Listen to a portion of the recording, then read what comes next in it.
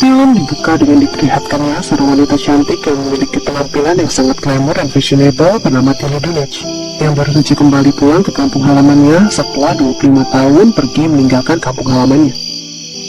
Di perjalanan pulangnya, Tilly yang sudah lama pergi dari desanya secara kebetulan bertemu dengan seorang polisi yang merupakan kenalan lamanya. Tak dapat dipungkiri saat melihat kehadiran Tilly, pria itu pun seketika terkagum dengan penampilan dan kecantikan sahabat lamanya, yang kini telah berubah dewasa. Tak banyak kata yang mereka ucapkan, namun kita dapat melihat bahwa ada sedikit kekesalan yang terpancar dari raut wajah Tilly saat bertemu dengan pria itu. Sehingga tak ingin berbasa-basi terlalu lama, ia pun langsung pergi masuk ke dalam rumahnya. Tujuan kedatangan Tilly ke kampung halamannya salah satunya karena ia ingin merawat sang ibu yang kini sudah sangat tua dan mulai pikun. Tapi tidak hanya sebatas itu, ada alasan yang lebih penting lainnya yang harus ia selesaikan, di mana ia ingin mengetahui nasib dan kabar beberapa warga yang dulu sering mencemooh kehidupan pribadinya yang miskin, dan ibunya yang merupakan seorang single mother. Dahulu, Tilly kecil bersama dengan sang ibu seringkali mendapatkan perilaku dan perbuatan yang sangat tidak menyenangkan dari lingkungan orang sekitar. Mereka sering dibully dan diremehkan. Bahkan pada puncaknya, ia telah difitnah membunuh seorang anak kecil yang seumuran dengannya. Sehingga kenangan buruk masa lalunya itu selalu melekat di hati dan pikirannya sampai ia dewasa. Tilly yang dulunya masih kecil belum pernah mengingat kejadian yang sebenarnya atas peristiwa tersebut, dan oleh sebab itu kepulangannya kali ini ia ingin membuktikan kebenaran serta membalaskan dendam terhadap orang-orang yang pernah memfitnah dan mencemooh keluarganya, tentunya dengan cara yang elegan. Setelah memandikan sang ibu yang sangat kotor, Tilly pun kemudian mulai membersihkan rumahnya yang tak pernah terurus.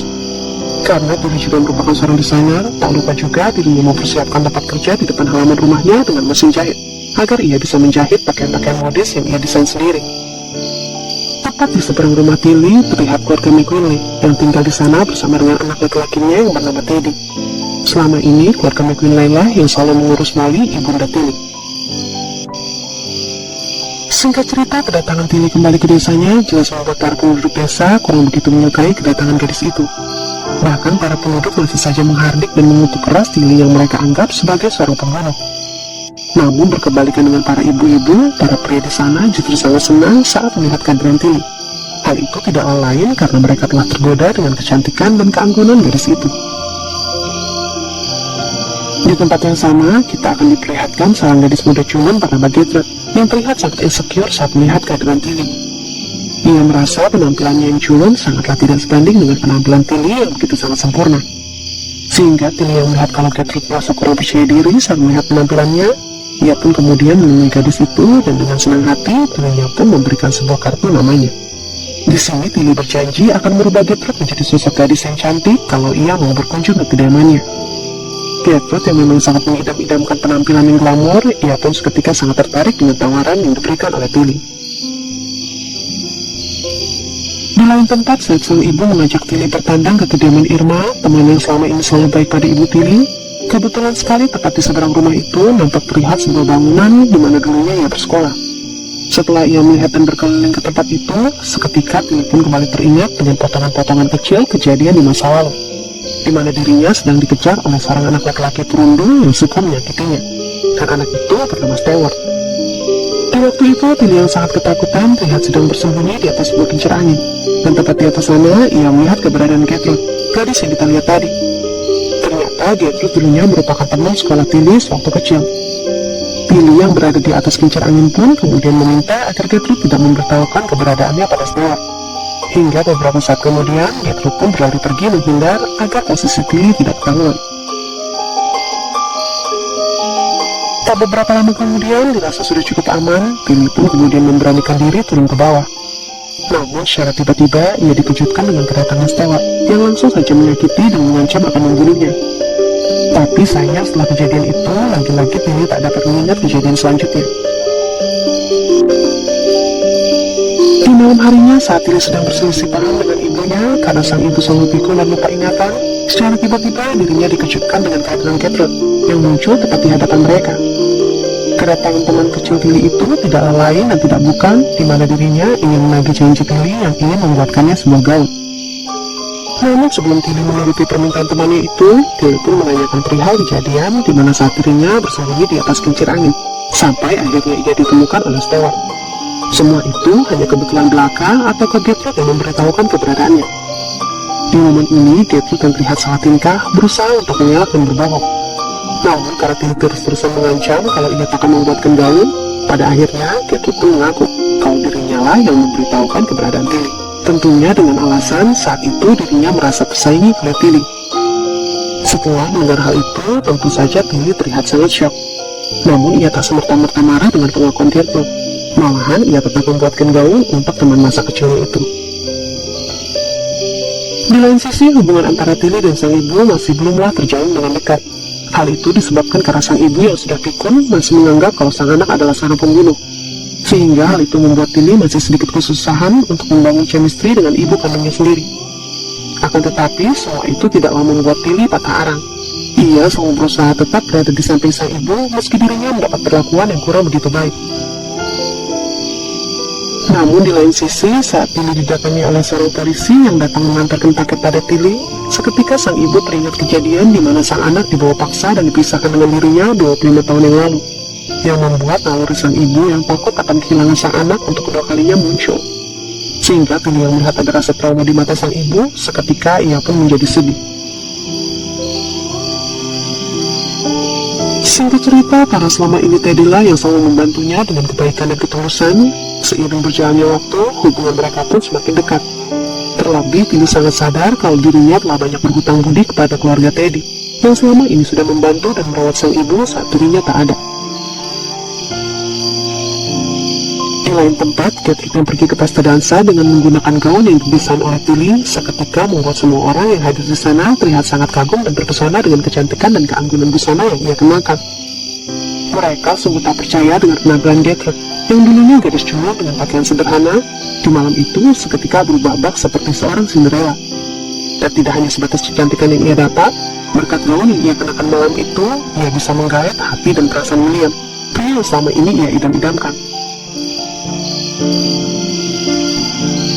Semenjak kejadian malam itu, para wanita-wanita di desa mulai terobsesi dengan gaun yang dibuat oleh Tilly. Setiap harinya, mereka pun kemudian berbondong-bondong datang ke kediaman Tilly untuk dibuatkan gaun dan pakaian modis lainnya. Dan tak butuh waktu yang lama, penampilan para wanita dari desa Gersang itu pun berubah bak seperti pusat kota modis terbaik di dunia. Namun di saat nama Tilly sedang melambung di desanya, tiba-tiba saja seorang desainer bernama Una datang ke desa mereka atas undangan Tuan Evan Pettiman. Tuan Pettiman merupakan anggota dewan di desa Dekantar, sekaligus ayah dari Stewart, bocah yang diduga dibunuh oleh Tilly. Kedatangan Una ke desa mereka jelas membuat Tilly sedikit khawatir dengan pamornya. Terlebih calon mertua Gertrude lebih memilih Una untuk merancang gaun pengantin dibandingkan dengan dirinya.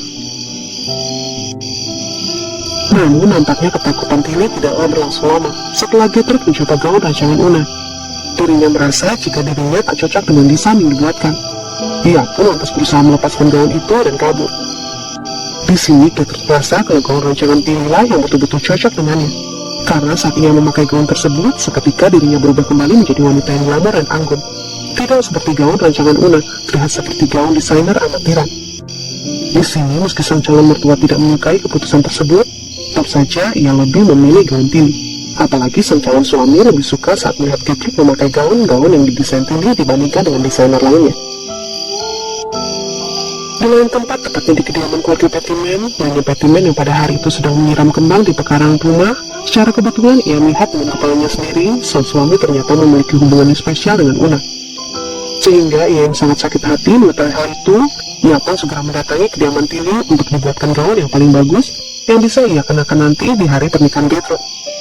Dirinya sangat berharap gaun dan perhiasan yang dibuat Tilly bisa membuat Nyonya Pettiman jatuh kembali ke pelukannya, dan dapat melupakan Una.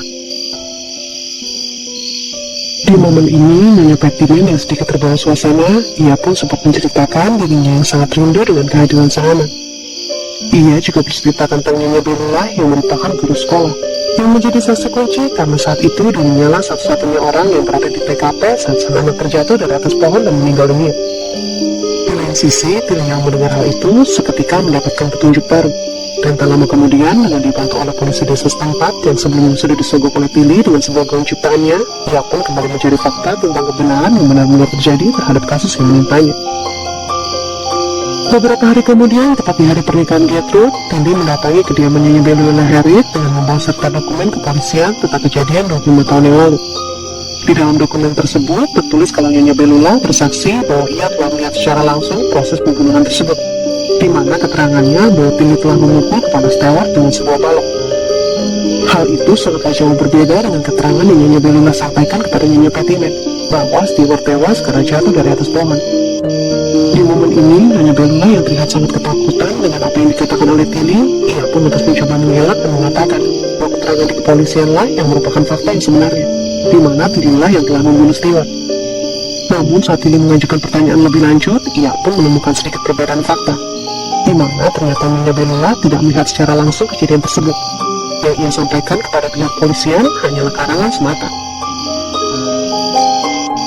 Tilly yang merasa bahwa Bellula takkan pernah mau mengungkapkan kebenaran, ia pun lantas pergi meninggalkan wanita itu dan bergegas pergi menemui Sersan Farrett yang saat itu sedang berada di pernikahan Gertrude. Di sini Tilly pun mencoba menjelaskan dan berkata bahwa selama ini Nyonya Bellula lah yang berbohong dan telah memanipulasi semua kesaksiannya. Sersan Farrett yang mendengar hal itu, ia yang awalnya memang sudah curiga, ia pun seketika membenarkan semua pendapat Tilly. Namun di sini ia juga berkata bahwa secara hukum ia tak bisa berbuat apa-apa, karena saat itu hanyalah Tilly yang ada di TKP.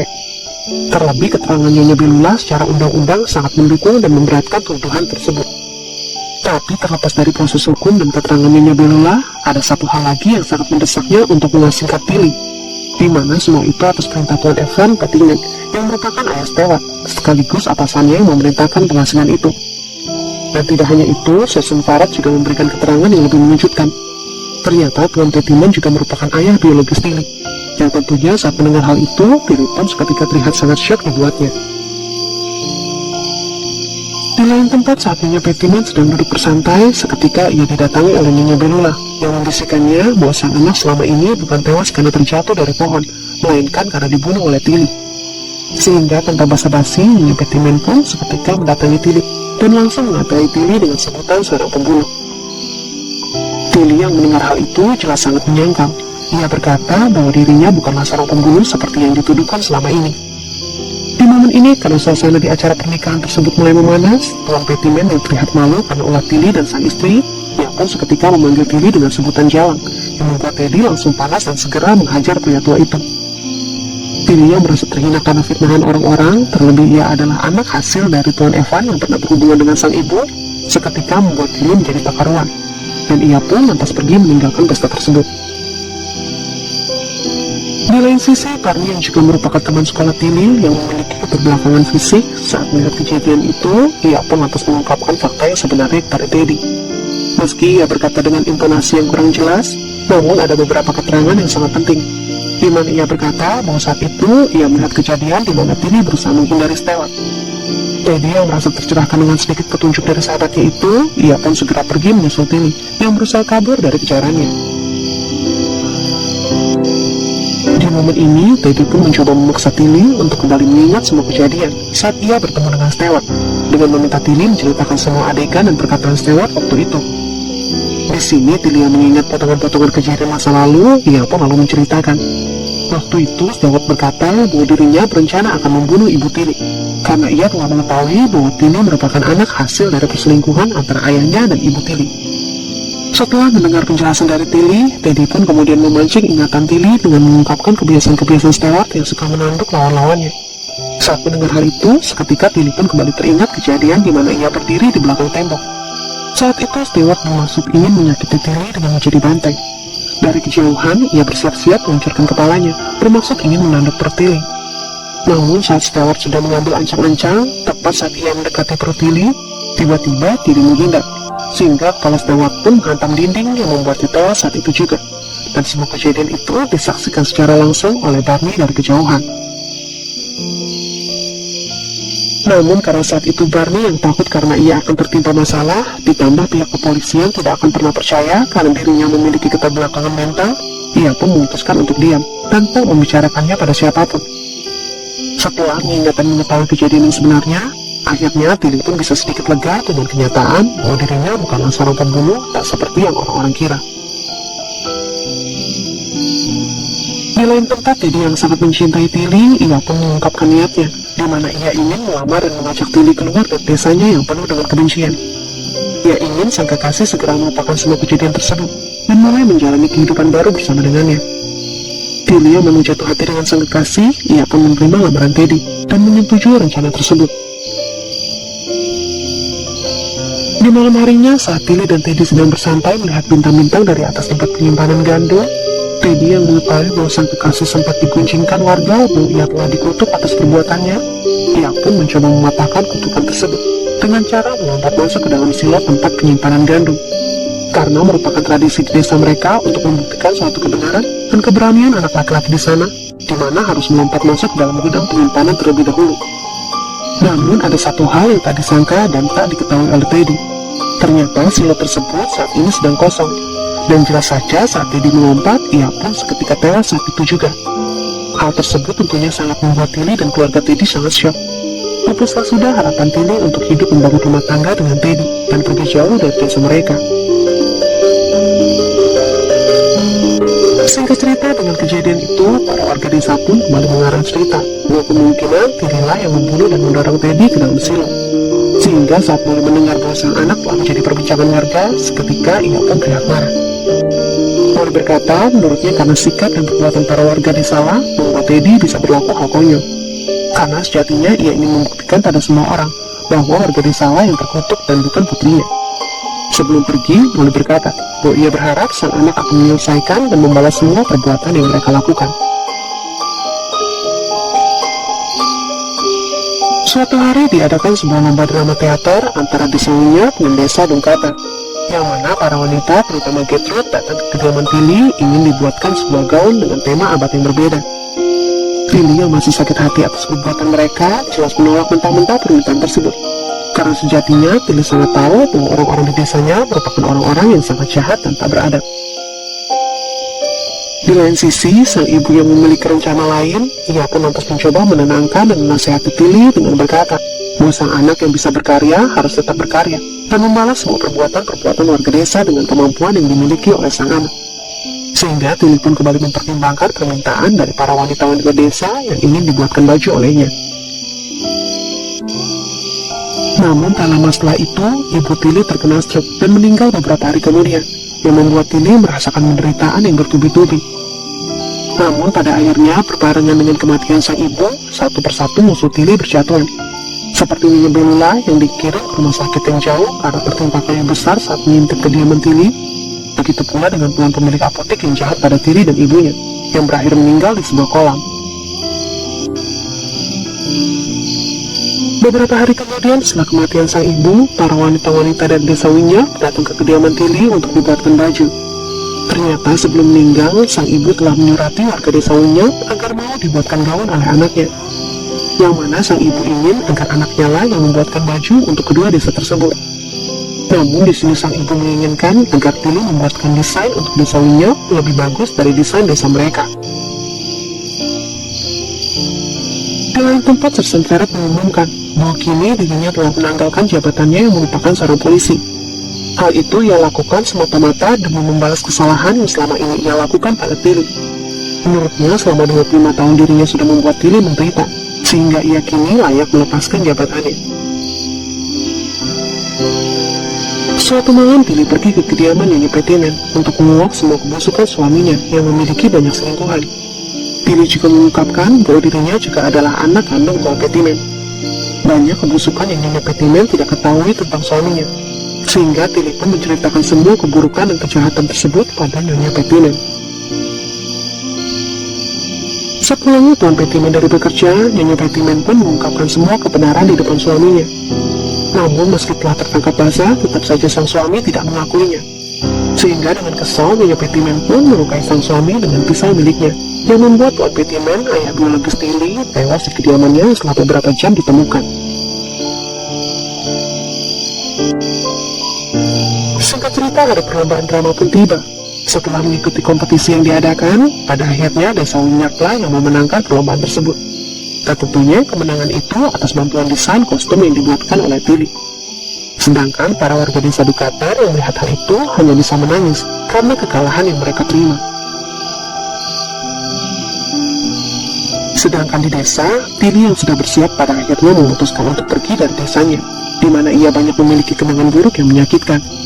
Namun sebelum pergi, ia pun membakar semua rumah warga desa, termasuk rumahnya. Tujuannya hanya satu, untuk membalaskan dendam dan rasa sakit yang ada di dalam hatinya.